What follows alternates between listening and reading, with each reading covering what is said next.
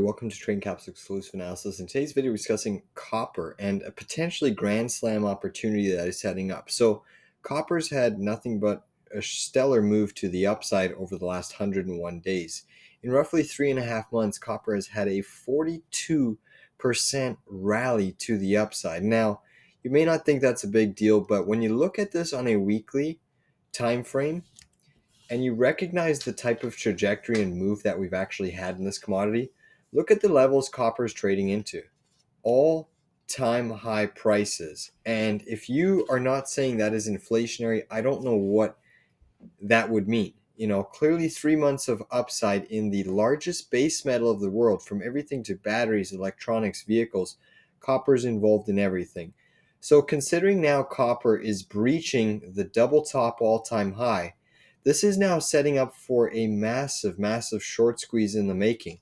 The fact that you've now got one weekly close above that previous all-time high pivot, and you're shaping up for a second higher weekly close, that's a dangerous scenario for the copper market. It actually means you could see upside price. Now, with this type of extension move, it isn't sustainable in my opinion. You have extreme overbought daily RSIs where you've been chopping in an overbought range really since you've been grinding in this phase here. When you look at the larger time frame, you even have a huge weekly RSI extension move that is almost at the highest ever point that we've seen in copper's price action. So obviously with this extreme overbought price action, I'm expecting copper to go through a distribution phase of something of this nature where it has a substantial pullback in the making. So when you typically get these extremes on the RSI, it doesn't guarantee it has to pull back right away.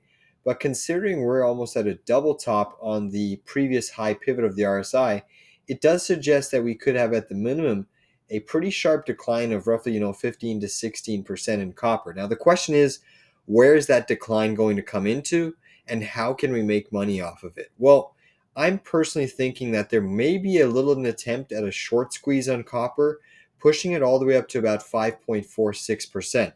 Now, I'm very, very curious, and I've been tempted to actually start a short position in some copper names. Names like FCX have had extreme moves, extremely overbought, obviously breaking out to the high side, putting in huge, huge monthly, weekly chart breakout candles. This one looks like it could go to its double top price action based off of copper trading at double top. But when you look at some of these resistance, how overbought they are, these names are certainly shaping up for at least some sort of a massive profit-taking event. And whether or not we push up a little bit more, you have negative divergences across the board. You have extreme overbought signals in each chart. It's just a matter of, does copper squeeze a little bit more? So I'm playing it safe because we've actually been seeing huge, huge bullish flow across not just copper, but uranium, natural gas, gold, silver, wheat, cocoa. You've been seeing commodities squeeze across the board, and that sets up for a dangerous, scenario where copper can actually go a little bit higher than we obviously expect. I mean, just look at what cocoa did, right? Obviously, everyone and their son was watching that massive move that happened in cocoa, a 202 spike in several weeks. Obviously, it's given a lot of it back, but now we set up for an actual scenario where it has that dead cap bounce off of an extreme RSI or oversold RSI or overbought RSI, and it could push up. So again, commodities have that tendency to overshoot in both the upside and the downside.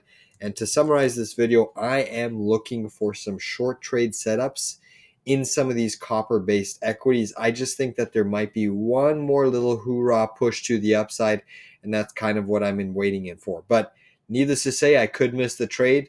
This could have been pretty much a high pivot reversal today, but I'm just playing it safe, and I'm looking to actually short SCCO or FCX once copper makes a little bit one more of a final push higher. It may not make that push. The trade might be pretty much already unfolding before us, but I think that copper may make one more little short squeeze push, and that's kind of what I'm looking for. So just beware that this type of price action in copper is something that should be very, very concerning on the inflation side. When you think about home builders, contractors, when they have to lock in prices to build a home, when you have copper skyrocketing 42% in 3.5 months, that changes contractors' orders. That changes the profit margins on, complexes being built, subdivisions being built, shopping malls, residential buildings, commercial buildings. They all require immense amount of copper, electrical power, and ultimately, when copper increases, an input cost increases 40% in 3 months. That's a big, dramatic move that can't be overlooked in the near term. I'm interested to see how these home builders continue to shape up. Obviously, with the surge in copper, it really points to strength in the home building market, which is what we've seen.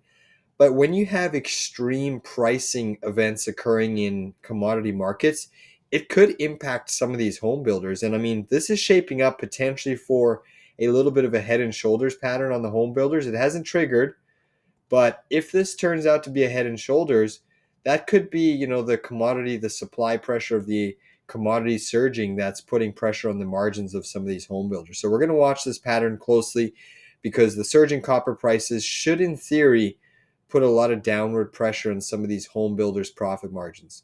On that note, thank you all for tuning in. Please give this video a like down below, and we'll see you on the charts a little bit later.